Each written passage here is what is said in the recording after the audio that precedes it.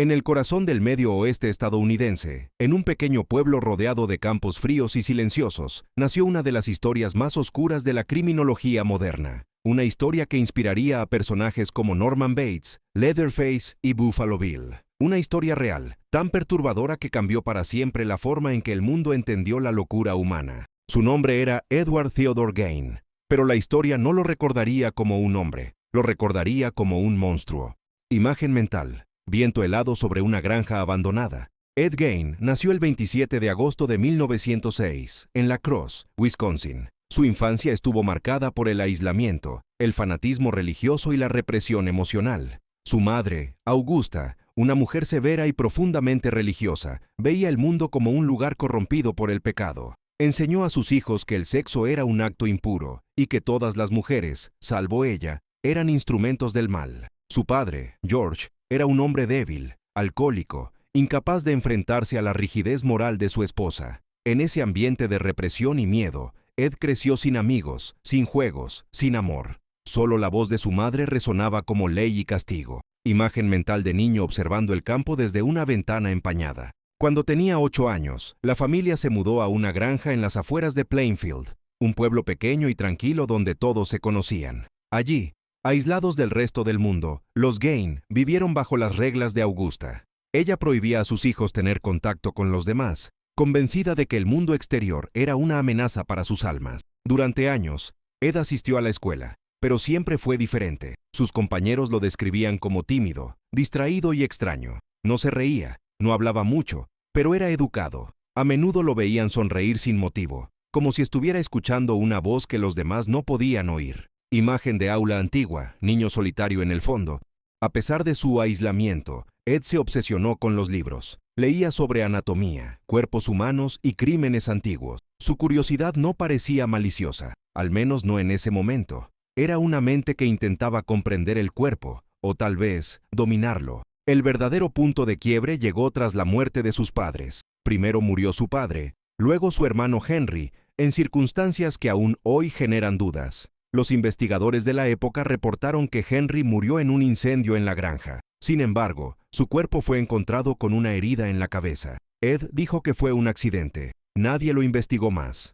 Y finalmente, en 1945, Augusta murió. Para Ed, fue el fin del mundo. La única voz que le daba propósito, que le decía que era bueno y que era pecado, había desaparecido. Imagen mental de habitación vacía, reloj detenido. Los vecinos contaban que, después del funeral, Ed cerró casi todas las habitaciones de la casa, dejando intacto el cuarto de su madre. Lo cubrió con tablas, lo selló, como si fuera un santuario. Solo vivía en una pequeña parte de la casa, la cocina, un pasillo y un cuarto improvisado lleno de basura, periódicos y libros viejos. Durante años, la gente del pueblo lo veía como un hombre raro, pero inofensivo.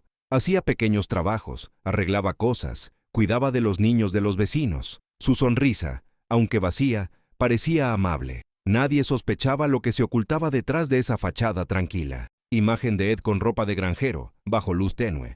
Fue en noviembre de 1957 cuando la verdad comenzó a salir a la luz. La dueña de una ferretería local, Bernice Warden, desapareció una mañana sin dejar rastro. Su hijo, que trabajaba como ayudante del sheriff, notó que el último recibo en la caja registradora había sido hecho a nombre de Ed Gain. Los agentes fueron hasta la granja. Lo que encontraron allí, ninguno de ellos podría olvidarlo jamás. Imagen de patrullas llegando a una granja cubierta de nieve. La casa estaba en ruinas, las ventanas cubiertas, el aire cargado de un olor insoportable. Dentro, los agentes descubrieron algo que parecía sacado de una pesadilla. No solo encontraron el cuerpo mutilado de Bernice Warden, sino también objetos hechos con restos humanos, máscaras, muebles, utensilios y ropa confeccionada con piel. En el centro de esa escena macabra estaba Ed Gain, calmado, casi sereno. Cuando fue arrestado, no mostró resistencia, parecía ajeno a la magnitud de lo que había hecho. Imagen mental, luz de linterna en una habitación polvorienta. Durante los interrogatorios, Ed confesó con voz tranquila. Dijo que visitaba los cementerios por las noches, desenterraba cuerpos recientes y los llevaba a su casa. Afirmaba que no mataba a todas sus víctimas. Muchas ya estaban muertas cuando él las encontró. Lo hacía, según dijo, para mantener viva la presencia de su madre. Creía que, si lograba crear un traje con piel femenina, podría convertirse en ella, sentir su poder, su voz, su amor. En su mente, no era un asesino, era un hijo perdido que intentaba reconstruir lo que la muerte le había arrebatado. Imagen de sala de interrogatorio con luz única sobre la mesa. El juicio que siguió fue uno de los más extraños de la historia criminal estadounidense. Los psiquiatras concluyeron que Ed sufría de esquizofrenia y psicosis severa, con delirios religiosos y confusión de identidad.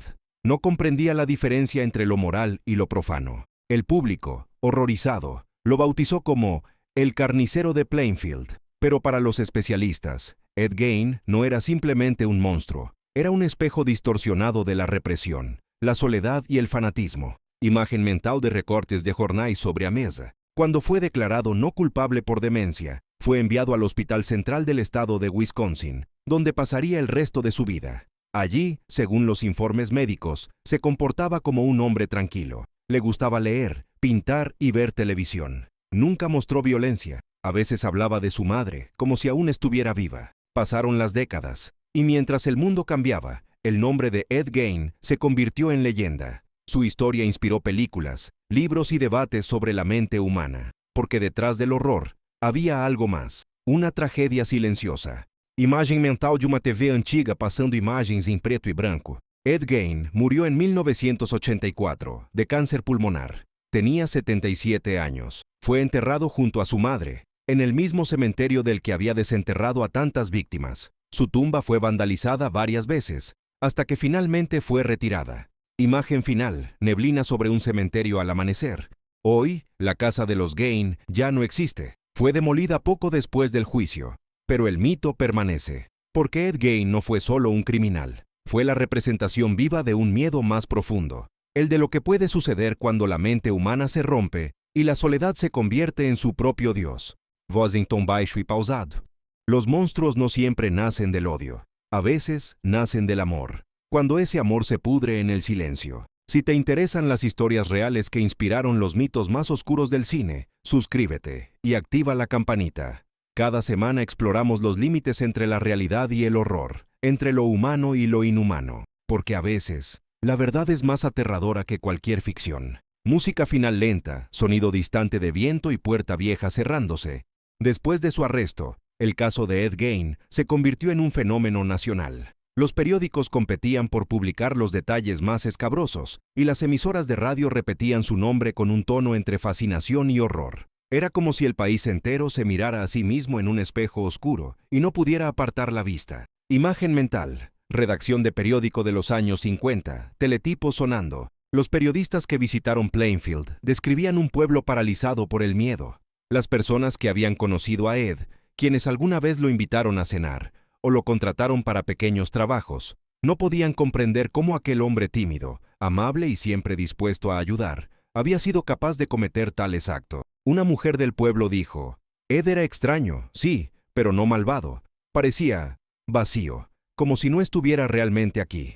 Esa frase, simple pero profunda, reflejaba la esencia de su enfermedad mental. Ed Gein no odiaba a sus víctimas, no buscaba poder, dinero o placer. Buscaba una conexión imposible, revivir el amor materno perdido. Imagen mental, habitación vieja con fotos antiguas en blanco y negro. Los psiquiatras que lo entrevistaron lo describieron como un hombre emocionalmente detenido en la infancia, incapaz de procesar la muerte. Para él, la frontera entre la vida y la muerte era difusa, casi inexistente. Creía que podía reconstruir la presencia de su madre a través de los cuerpos de otras mujeres. La psiquiatra Elena Wolf, una de las primeras en analizar sus registros mentales, escribió en 1958, Gein no actúa movido por el sadismo. Su impulso es más profundo. Es el deseo de poseer lo que perdió, de anular la muerte mediante la imitación del cuerpo. Imagen mental, médico observando notas clínicas en luz tenue. Ese concepto, la negación de la muerte, se convertiría en uno de los pilares del estudio psicológico del crimen patológico. En Gein, el deseo reprimido, la fe distorsionada y la soledad extrema formaron un cóctel devastador. Su mundo interior era una mezcla de devoción y locura, de amor y repulsión. Cuando fue internado en el Hospital Central, los médicos notaron algo curioso. Ed no comprendía por qué lo consideraban peligroso. En su mente, todo lo que había hecho tenía un propósito casi sagrado. Hablaba de su madre con tono reverente, decía que aún la escuchaba y que ella lo guiaba. Imagen mental, pasillo de hospital psiquiátrico vacío, luces parpadeantes. A lo largo de los años, los doctores registraron una transformación. Ed se volvió cada vez más apacible, más dócil, casi infantil. Algunos funcionarios del hospital decían que era como cuidar de un anciano amable, alguien que sonreía todo el tiempo y contaba historias sin sentido. Pero en su sonrisa había un eco inquietante, el eco de una mente que había conocido el abismo. Imagen mental, luz filtrándose por ventana en habitación blanca. Mientras tanto, fuera del hospital, su historia se transformaba en mito. En 1960, el escritor Robert Bloch, que vivía a solo 40 kilómetros de Plainfield, publicó una novela inspirada en el caso, Psycho. 2 años después, Alfred Hitchcock la llevó al cine. Norman Bates nació del eco distorsionado de Ed Gein. Imagen mental, proyector de cine antiguo encendiéndose. El público quedó fascinado. Por primera vez, el monstruo del horror no era una criatura sobrenatural. Era un ser humano, un vecino cualquiera. Un hombre con una sonrisa amable y un secreto insoportable. Después vendrían otros. The Texas Chainsaw Massacre en 1974, Silence of the Lambs en 1991. Todos tomaron fragmentos de Gein, el aislamiento, la piel, la madre, el silencio. Lo convirtieron en un símbolo del horror moderno. Imagen mental, carteles de películas mezclándose con fotos de archivos reales. Pero mientras el mundo consumía su historia como entretenimiento, los psicólogos la usaban como advertencia. Gein fue el primer caso documentado que mostró cómo la represión emocional extrema, combinada con fanatismo religioso y aislamiento social, podía generar una desconexión total con la realidad. En los registros clínicos, su diagnóstico final fue esquizofrenia paranoide con delirios religiosos y necrofilia simbólica. No buscaba placer en la muerte, sino comunión. Imagen mental, páginas de informe médico girando lentamente. A lo largo de los años 70 y 80, investigadores y criminólogos visitaron el hospital para entrevistarlo. Algunos dijeron que Ed era amable y cooperativo. Respondía a las preguntas con educación, como si hablara de cosas triviales. Cuando le preguntaban por su madre, su mirada se perdía. Decía, «Ella está aquí, solo duerme». Imagen mental, reloj marcando las 3 a.m. en una habitación silenciosa. Esa frase quedó registrada en los archivos. Y con ella, el retrato de un hombre que nunca escapó de su infancia. En 1984, el cuerpo de Ed Gein fue enterrado junto a su madre. En la lápida, su nombre fue grabado con simplicidad. Pero pronto, visitantes y curiosos comenzaron a robar fragmentos de la piedra, hasta que las autoridades decidieron retirarla por completo. Hoy, el lugar donde descansan es anónimo, perdido entre las tumbas del cementerio de Plainfield. Imagen mental, cementerio al amanecer, niebla cubriendo las lápidas. El legado de Ed Gein va más allá del crimen. Es un espejo de la fragilidad humana, de cómo la fe, el aislamiento y la represión pueden deformar el alma. Su historia nos recuerda que los monstruos no nacen del infierno. Nacen aquí, entre nosotros, en la soledad, en la culpa, en los silencios que nadie escucha. Imagen mental, plano aéreo de campos vacíos de Wisconsin. Hoy, los psiquiatras modernos estudian el caso de Gein como ejemplo de neurosis por sustitución. Una condición en la que la pérdida absoluta se traduce en actos simbólicos extremos. Su vida y su locura se convirtieron en un mapa de advertencia para futuras generaciones de médicos y criminólogos. Y sin embargo, hay algo que ninguna ciencia puede explicar completamente. ¿Cómo alguien puede amar tanto que ese amor se transforme en horror? Imagen mental, habitación vacía, una silla frente a una ventana con luz fría. En cada historia de terror hay un fondo de verdad. Y en la historia de Ed Gein, la verdad supera a cualquier ficción. El cine lo convirtió en leyenda, la prensa en mito.